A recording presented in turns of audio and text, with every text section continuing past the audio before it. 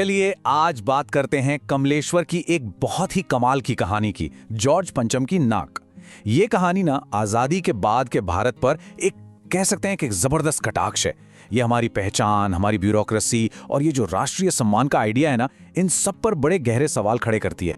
तो सवाल ये उठता है कि अपनी इज्जत, अपना चेहरा बचाने के लिए कोई देश, कोई मुल्क आखिर किस हद तक जा सकता है। चलिए इसी सवाल के इर्द गिर्द घूमती इस कहानी में थोड़ा और गहरा उतरते हैं। तो कहानी की शुरुआत होती है एक बड़ी खबर से।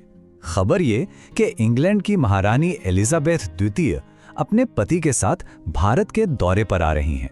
बस ये एक खबर आती है और समझ लीजिए कि पूरे देश में और खासकर दिल्ली में तो जैसे भूचाल ही आ जाता है।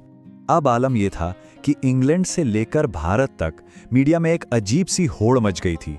मतलब शंख इंग्लैंड में बजता था और उसकी गूंज वो यहाँ हिंदुस्तान में सुनाई दे रही थी। हर छोटी बड़ी खबर को इतना बढ़ा चढ़ाकर पेश किया जा रहा था जो कहीं ना कहीं उस दौर की एक तरह की गुलाम मानसिकता को दिखाता है। और दिल्ली, अरे दिल्ली का तो जैसे ही काया पलट ही हो रहा था। बिल्कुल दुल्हन की तरह सजाया जा रहा था शहर को। जो सड़कें धूल से भरी रहती थीं वो चमकने लगी।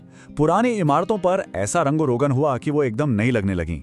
मतलब चारों तरफ बस एक ही धूम थी, महारानी आ रही हैं।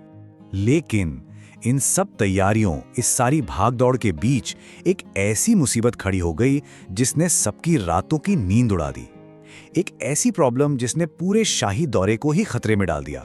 सोचिए, नई दिल्ली में सब कुछ था, शहर चकाचक था, मेहमान आने ही वाले थे, सारे इंतजाम पक्के थे।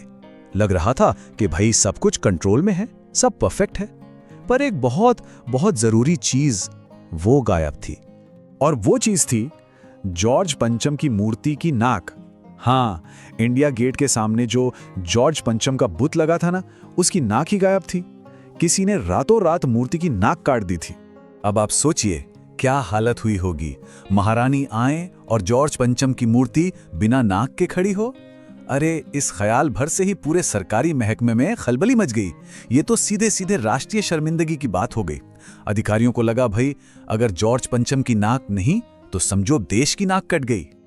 और यहीं पर इसी शब्द में इस कहानी का पूरा मजा, पूरा व्यंग छिपा है। देखिए, हिंदी में नाक का मतलब सिर्फ हमारा बॉडी पार्ट नोज नहीं होता। नाक का मतलब इज्जत, प्रतिष्ठा, सम्मान भी होता है। तो जॉर्ज पंचम की नाक का गायब होना असल में देश की नाक कटने जैसा था। मतलब देश की इज्जत पर बन आई थी। तो अब इस राष्ट्रीय संकट को सुलझाने के लिए एक बेचारे मूर्तिकार को बुलाया गया।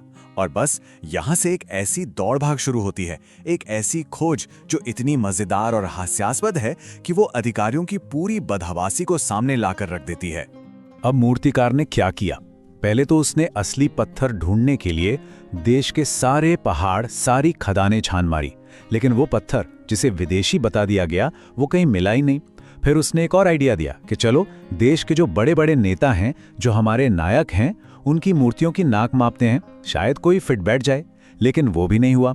हद तो तब हो गई जब 1942 में शहीद हुए बच्चों की मूर्तियों की नाकें भी नापी जाने लगी। और जानते हैं नतीजा क्या निकला? नतीजा ये निकला कि हमारे स्वतंत्रता सेनानियों की, यहाँ तक कि उन शहीद बच्चों की नाकें भी जॉर्ज पंचम की नाक से बड़ी निकलीं। और यही लेखक ने क्या कमाल का व्यंग किया है। मतलब साफ था, हमारे अपने नायकों का सम्मान, उनकी इज्जत उस विदेशी राजा जॉर्ज पंचम से कहीं कहीं ज्यादा बड़ी थी। तो अब जब सारी कोशिशें फेल हो गईं, हर रास्ता बंद हो गया, तब कहानी एक ऐसे मोड़ पर पहुंचती है जो सच में डरावना है। एक ऐसा समाधान सामने रखा जाता है जिसे सुनकर रोंगटे खड़े हो जाएं। उस जमाने में भारत की आबादी करीब करीब 40 करोड़ थी। 40 करोड़ लोग। और इसी बहुत बड़ी आबादी की तरफ इशारा करते हुए मूर्तिकार ने अपना आखिरी और सबसे भयानक सुझाव पेश किया कि 40 करोड़ में से किसी एक की जिंदा नाक काटकर लगा दी जाए। सोचिए, इस सुझाव के बाद कमरे में एकदम सन्नाटा पसर गया। किसी ने भी इसका विरोध नहीं किया। सब चुप रहे और अधिकारियों ने चुपचाप इसकी इजाजत दे दी। मतलब अपनी झूठी शान बचाने के लिए एक जिंदा इंसान की नाक कुर्बान करने के लिए सब तैयार हो गए।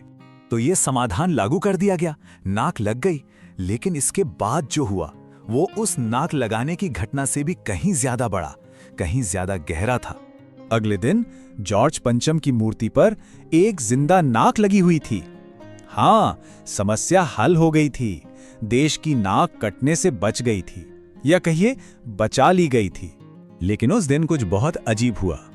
जब लोगों ने सुबह अखबार उठाया तो वो खाली थे, बिल्कुल खाली। ना कोई स्वागत की खबर, ना किसी उद्घाटन की तस्वीर, कुछ नहीं। देश के सारे अखबारों ने मिलकर इस शर्मनाक हरकत का विरोध करने का एक अनूठा तरीका निकाला था, खामोशी।